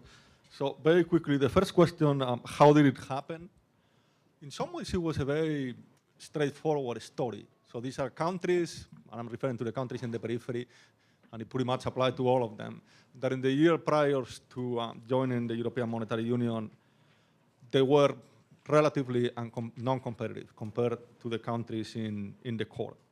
And what they did was that in order to join EMU, they decided to adopt one-off policies to meet the Maastricht criteria and to make sure that somehow they could sneak in at the last minute.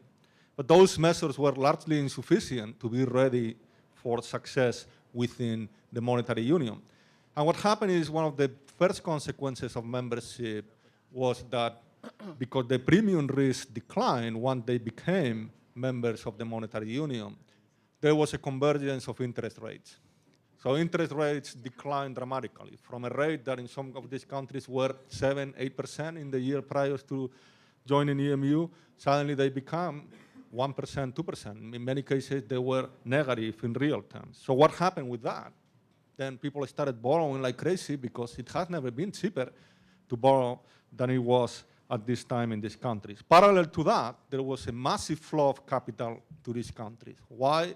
Because the countries in the core were not doing so well, they were not growing so fast, the countries in the periphery were growing much faster, and you could get a much higher return in your investment if you invested in real estate in Spain, for example, than if you invested in anything else in Central or Northern Europe. So the combination of cheap credit led to massive debt, and particularly in these countries, and this is a fact that somehow is not sufficiently emphasized, the problem that we have with debt is that it's private. It's not so much, it wasn't so much public in the case of Ireland or in the case of Spain.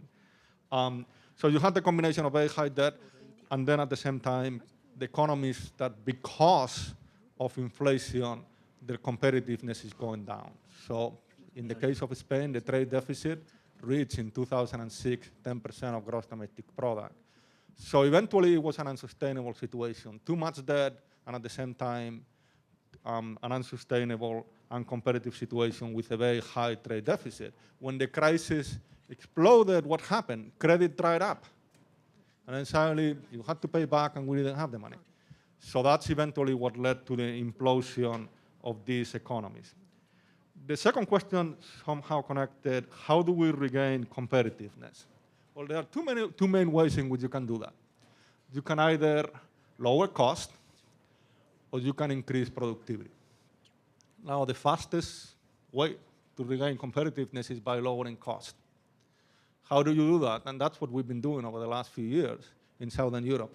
We have provoked an internal devaluation. So wages in these countries have decreased. And because they have decreased, then our economies have become more competitive. But the problem with that, of course, is that because wages have decreased, that has led to massive inequality and poverty in the countries. So the alternative way is to increase productivity, and that takes longer, and that requires investment.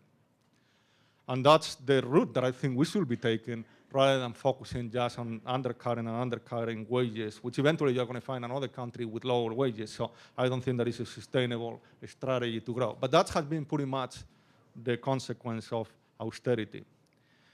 The third question had to do with public debt. The problem that we had in these countries with that, particularly Spain and Ireland, is not so much the amount of debt, although again, from the private sector, it was quite problematic. It was also that this was external debt. So you might ask yourself, why is it that a country like Italy, for example, that had much, much higher rate of debt than Portugal, Spain, or Ireland, and Italy has not suffered as much from the markets as the other three countries? And the reason for that is essentially because of the fact that these countries, it was external debt. So they were depending on external investors. And the moment that they started pulling the money out of the country, then that made it much, much, much worse for these countries to really deal with the crisis. And the last question, is there hope? And my answer is that I think so, just because the alternative is unfathomable. I mean, I think in some ways part of what we deal with is the generation that is in power now is not the generation that was in power and that suffered the consequences of World War II. But I think that's something that is still relatively recent. And conflict in Europe, I mean, we know how catastrophic it was in World War I and World War II. So I think that's something that we always have present in our mind, that ultimately, if we don't figure out how to work out our differences, ultimately, history can repeat itself, and that's just something that we cannot afford.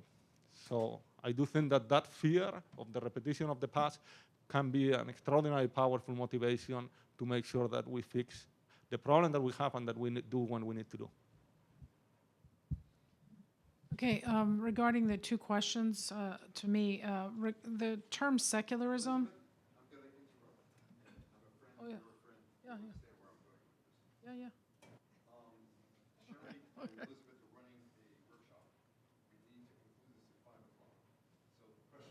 Asked to be absorbed, I think, in that. Dimitar and our guest from China are not. So I'm wondering if the first questions could be answered that asked to both of you folks. And then we can try to absorb that. But clearly, anyone who's interested in this can come to the breakout session that's going to be on social factors as well. Sebastian is running a specific breakout on memory and secession in Spain. So that's why that question, those questions made sense in the context of this. Is that okay? Yeah, it's perfectly fine. Thank you. Yeah, I mean, history doesn't repeat itself, but as Mark Twain famously said, it rhymes. And if you look at the major actors these days, it's the same like in the First World War, Germany, Russia, Turkey, France, Britain. But it is different in a way, because think about Russia and Germany, the way they rival these days. I mean, the Russians plant stories about those migrants raping women in the middle of Cologne to undermine Merkel, whereas Germany fights back by orchestrating sanctions on Russia together with the low oil prices to compel it. So military power is not the main game in town the way it was in 1914. And that's a problem in Europe, because when military power is needed to intervene, there is none. I mean, those victims in Srebrenica had the Dutch fought there, the Europeans intervened, the French and the Brits had not been as reticent in 1992, 1993, would have spared ourselves the major embarrassment in Europe. We're not talking Aleppo, we're talking Sarajevo and Srebrenica, which is 100 kilometers away from Western Europe. Merkel, as she legitimized Erdogan in his campaign in the southeast, look, I mean, the war with the PKK would have happened with or without the Europeans. We shouldn't overestimate the leverage. Did she appease him, Munich style? Well, beyond personalities, there are interests of states in Europe. I think reaching out, engaging Turkey is in EU's interest. So I think she did the right thing. Problem is that the deal doesn't work, not that there was the political will to complete it. Now, had Turkey acceded to the EU 5 years ago, what would have happened? Well, it was not in the cards, really. Accession is a long-drawn process. It doesn't happen overnight. And to be honest with the Turks, about the Turks, they've managed the refugee issue quite efficiently. If you look at the camps along the border, access of those children to education, to healthcare, they've done a good job. And Europe was nowhere near because we never cared. It was far away. Gaziantep is not Vienna. Well, guess what? Because of the nature of the integration exercise, the Turkish-Syrian border is Europe's border as well. It's the border of the customs union, but now it's also the border of our refugee regime in a way, which shows you the power but also the limits of Europe. And that's one of said realization. EU policymakers ignored the problem for 3-4 years, and now it came back with vengeance.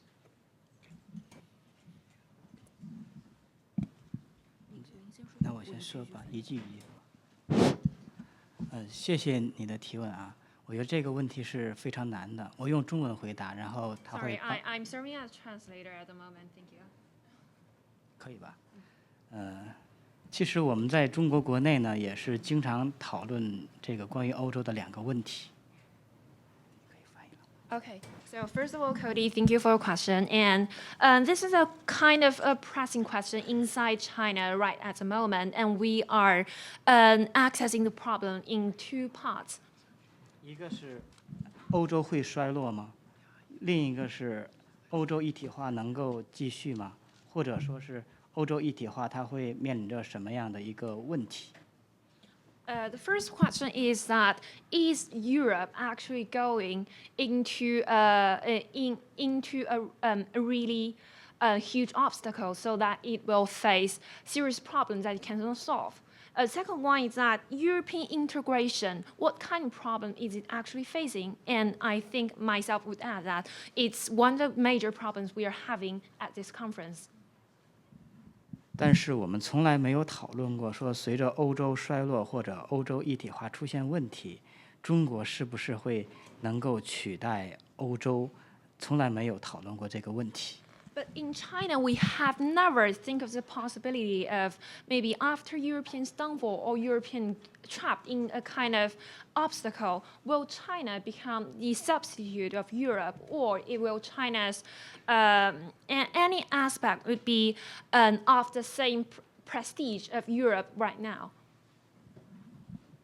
我是觉着随着全球化时代的到来。 中国和欧洲可能都面临着一个共同的问题，就是作为这种传统上文化的强国，我们面临着美国文化的一种冲击。And Dr. Xiang said that he himself thinks that with the globalizing world,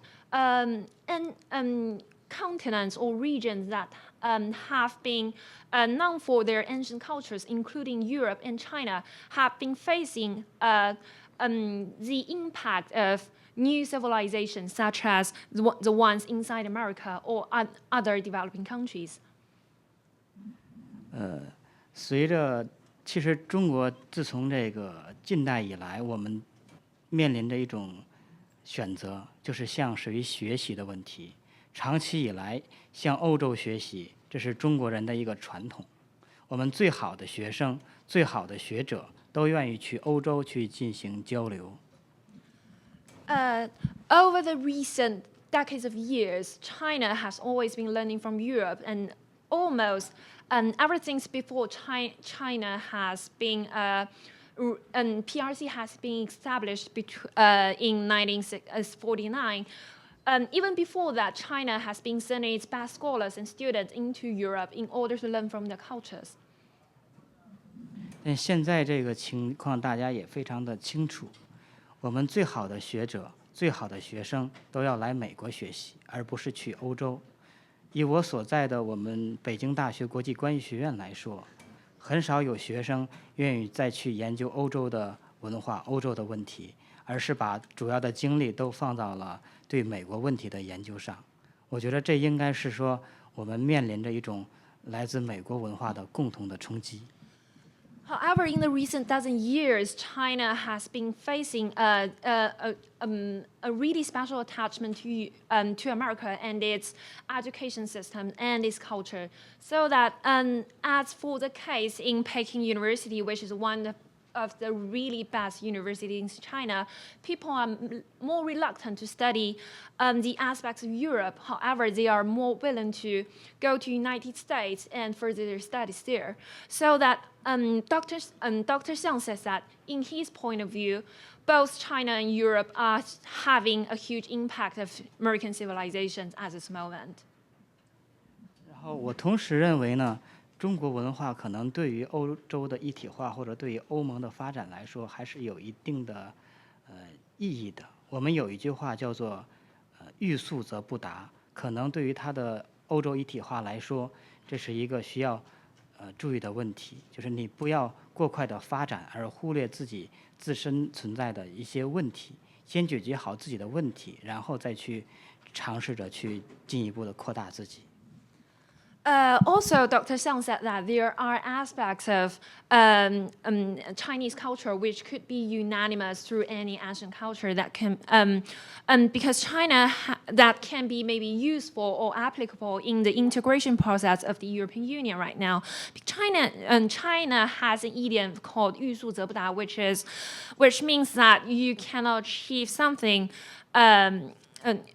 You will have to look, go through a process according to its own procedure. Not, however, pacing it according to your own will not facilitate what you're able to accomplish. So I think that Dr. Xiang said that this kind of minding the pace in your progress, including in maybe. In the current process in European integration, Europe really have to mind its progress in achieving this kind of aim, so that it can best express the civilization and the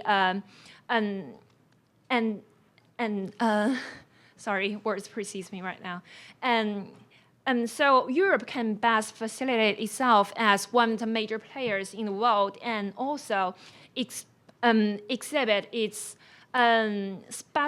speciality in civilization and also in other aspects as politics and economy. Thank you so much.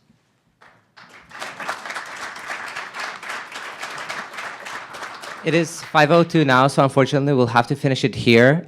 Professor Berman and Professor Prodromou will have their own breakout session where you can go and the topic of the breakout session is pretty similar compared to what they talked about now. Thank you very much, and thanks to all our panelists who came here for this panel discussion.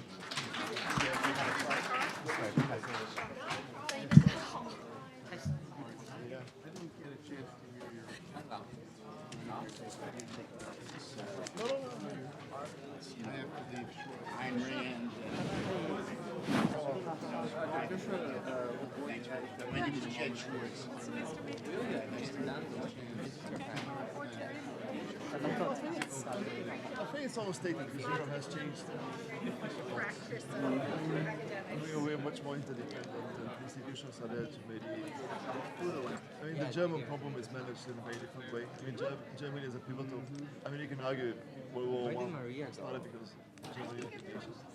So Elizabeth, And now, I mean, it's a new Germany altogether. But in these lines, oh, yes. This is you. Yes. I'm sorry. I guess that's part of it. There's a slight peacock. I mean, in that sense, yeah. But it's again funny because.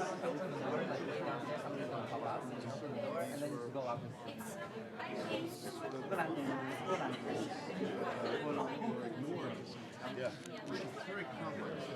Well, Turkey was in the good days. It was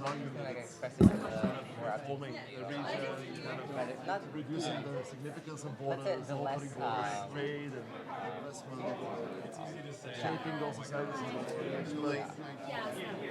No, I mean, until the Arab Spring started. Well, in the golden days, they were seen. Yeah. Well, the borders didn't exist because it's all the Ottoman Empire. But now they argued until very recently. I mean, they all. Wait, if you're going, I'm going to be opening doors to everyone.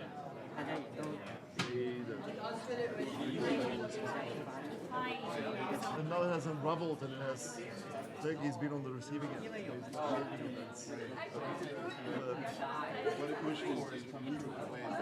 Yeah, I mean, exactly, it's fractured in a big way, but Turkey has been.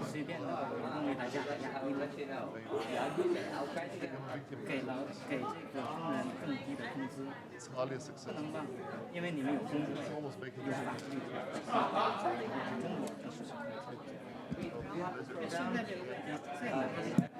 一个政府的强大，它可以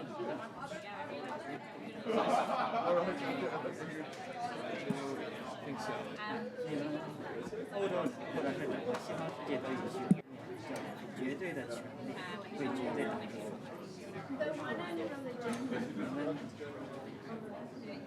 我们现在中国的问题是什么？政府的确很强，但是它面临着严重的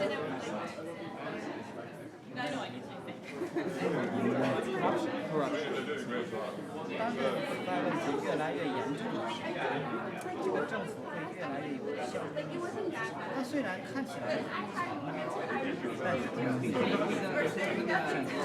是因为中国随着它越来越发展，所需要解决的问题越来越多，但是这个政府，我个人认为，它越来越没有能力进入长期的历史。这是我们现在面临的最大情况。的确，强大的政府是有，但是它所带来的